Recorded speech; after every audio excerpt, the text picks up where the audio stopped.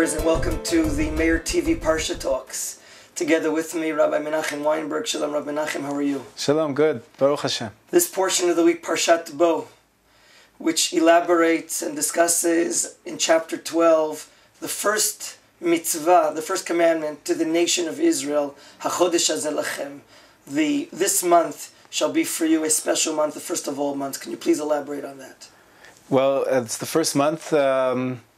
It's not really the beginning of the year. It's in the beginning of the spring. Usually the agricultural year starts in Tishrei, after the summer, when the fall brings in the winter, where all the crops start to grow. But the Torah's mitzvah, according to the Ramban's commentary, is that we must take the redemption that God gave us and celebrate it, mark it in the calendar. And the way we do that is by counting the months, not from Rosh Hashanah, but we start the first month is not at the beginning of the year. First month is now. First month is the month we got out of Egypt, the month we were redeemed. In other words, the month that we call today, the Hebrew month Nisan, so that's the first month of all the months, and that's recording the redemption of the Jewish people, God taking them out of Egypt. Yeah, there's a nice custom, I don't know if you've seen it on wedding invitations. Sometimes when you write the year, people write so and so many years since the establishment of the state of Israel. Also to mark our current time of redemption in the calendar. Very nice. Later on in the same chapter, a very interesting but different type of commandment, the bringing of the Paschal Lamb, the Korban Pesach, and the criteria of this commandment by taking blood and taking certain bushes and dipping into the blood and smearing the doorpost and the top part of the doorpost, and the way it's eaten together in a group and until a certain time. What's going on? What's special about this Korban Pesach that the Torah dictates so many restraints or limitations or requirements? It seems really strange that the first mitzvah the Jewish people are given after, of course, marking the redemption in the calendar is to make this sacrifice, to slaughter a lamb.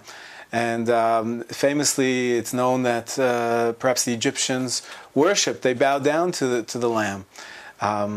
But it could be that there's a little more depth here. And if you take a close look at some of the details in this mitzvah of Korban Pesach, offering of the Pesach, there are a few hints which might lead us to a deeper understanding of what it's all about. For example, I think perhaps the most striking example is that the only other time we find in the Torah dipping something into blood is at least what we had in Sefer Bereshit. When the brothers of Yosef sold him, terrible sin, they sold him, they took the cloak, the famous Ketonet Yosef, perhaps it was multicolored, and they dipped it in the blood and they showed it to their father and said, this was their cover-up for the terrible sin that they have done.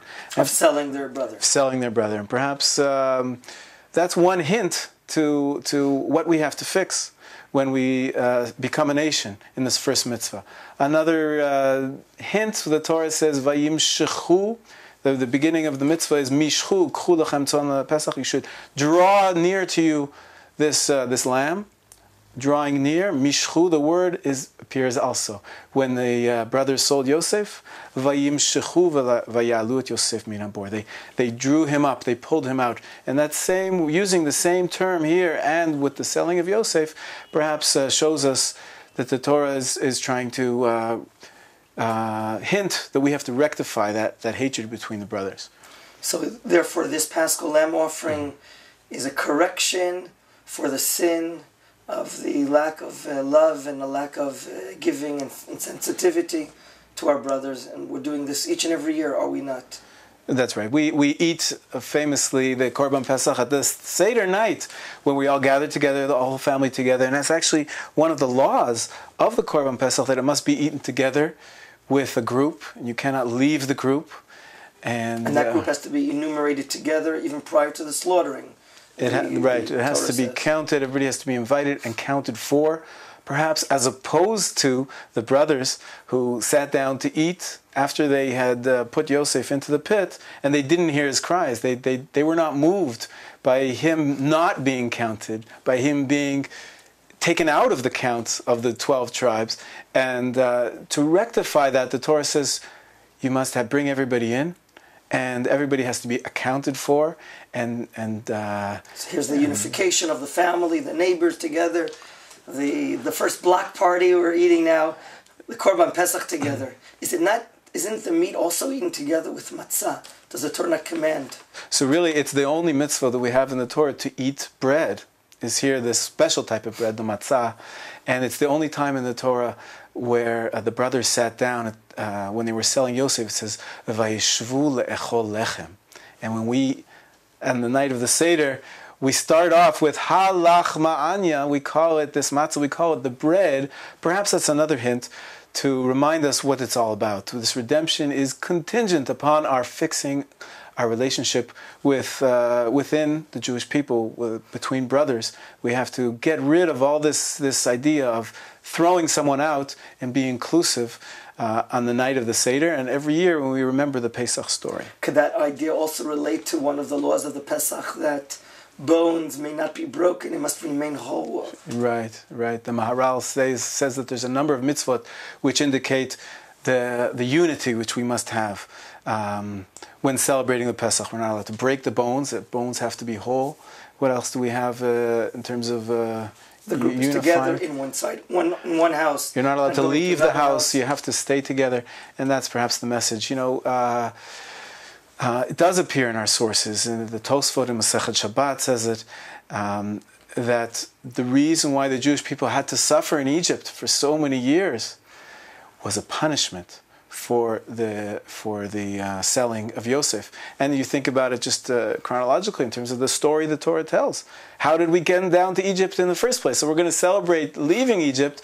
We have to perhaps remember what brought us into this terrible situation in the first place. Beautiful idea. Let's go on now perhaps to another commandment that appears at the end of the Parsha, the mitzvah that's called Pidyon HaBechor, redeeming the firstborn son. Is that also related to this idea of unity, togetherness, correction? How do you understand that? Well, in this Parsha, we have one of the last of the 10 plagues, of course, is that God smote the firstborn of all the Egyptians. And who was not hit by that plague? The Jewish firstborn. Except for the Jewish firstborn. That's right. And remarkably, if we try to think how this might relate to the same idea of rectifying the sale of Yosef, Yosef was also a Bechor. In an interesting way, he was the firstborn to his mother, Rachel, but not to his father. And the Torah, when it says that you must give or donate to the Kohanim, to the temple, the firstborn, it doesn't say you must give the Bechor. It says you must give Peter Kol Rechem, the first one to open up his mother's womb. Perhaps a unique description which applies particularly to Yosef, who was the firstborn to his mother, but not to his father. So here too we have a mitzvah to give the firstborn in commemoration of what they tried to do to get rid of the firstborn, who was their brother, Yosef. In the actual ceremony of the mitzvah, do we not issue to the Kohen that we're choosing to perform the mitzvah of Pidyon HaBechor, do we not issue him the sum of 5 slaim, slaim being a certain coin and value? What is that equal to? Right, so as opposed to other mitzvot where we actually do give the first fruits to the Kohen, if it's an animal, we give the firstborn animal, but for our own children, of course, we don't give them to the Kohen, we redeem them. The Torah says we should redeem them with the 5 coins, the 5 slaim. Sela actually is worth 4 me'ah in the Talmud, and that brings us to a total sum of 5 times 4 of 20. 20 is a very significant number. If you remember back in Sefer Bereshit, the brothers received a payment for selling Yosef 20 silvers. Of 20 silver coins. 20 silver coins. So here too, perhaps the first mitzvot which the Jewish people receive upon their leaving Egypt, upon being redeemed, remind us of this, ultimately important principle of unity in the Jewish people, of caring for our brothers and not selling them, and not leaving them behind. Is it not also relevant, the Bechor, that we have accustomed to do the fast of the first Bechor, for the Bechor that was born on the Erev Pesach, Passover. Right, everybody who Passover. today is a firstborn to their mother, and the day before Pesach, on Erev Pesach, there is accustomed to fast. Many people, of course, participate in a siyum, in lieu of fasting, but the idea again is to remind us, to atone for the selling of the firstborn, Yosef. Very nice idea. Thank you very much, Menachem, and thank you, It's a our pleasure. viewers, for watching the Parsha Talks of Meir TV.